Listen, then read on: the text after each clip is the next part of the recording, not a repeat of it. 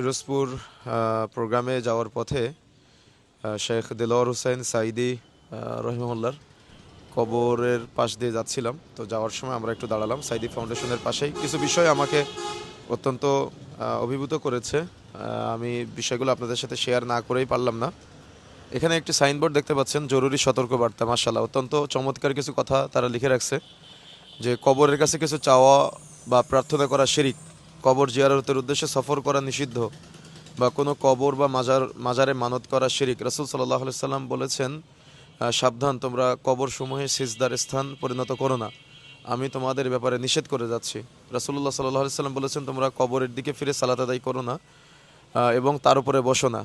রাসূলুল্লাহ সাল্লাল্লাহু আলাইহি সাল্লামের এই চমৎকার চমৎকার বাণীগুলো এখানে তারা অত্যন্ত সুন্দর করে লিখে রেখেছেন। এবং শেখ দেলোয়ার হোসেন সাঈদী রহিমাহুল্লাহর একটা নসিহত তার নিজ পরিবার বর্গের উপরে তিনি ওসিয়াত করেছিলেন। 33 নম্বর পৃষ্ঠায় তিনি উল্লেখ করেছেন যে আমার কবর জিয়ারতকালে কবর স্পর্শ করবেন না, দেওয়ালে চুমু খাবেন না, বিলাপ করবেন না, কান্নাকাটি করবেন না।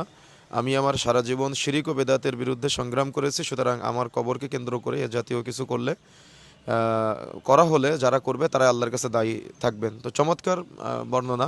শিরকের বিরুদ্ধে তিনি যেমন অত্যন্ত কঠোর পদক্ষেপ নিয়েছিলেন দাওয়াতি ময়দানে, সেম একইভাবে তার মৃত্যুর পরে তার কবরের পাশেও আলহামদুলিল্লাহ চমৎকার এই শিরকের বিরুদ্ধে বাণীগুলো লেখা আছে। যদি আমরা সাধারণ মানুষ মেনে নিতে পারতাম তাহলে কতই না উত্তম হতো, কত না সুন্দর হতো। আলহামদুলিল্লাহ, আল্লাহ রাব্বুল আলামিন এই শিরকের বিরুদ্ধে বলিষ্ঠ কণ্ঠস্বর শেখ দেলোয়ার হোসেন সাঈদীকে জান্নাতের উচ্চ মাকাম দান করুন। আল্লাহুম্মা গফিরিল্লাহু ওয়াসাব্বিতহু, আল্লাহুম্মা গফিরিল্লাহু ওয়ারহামহু।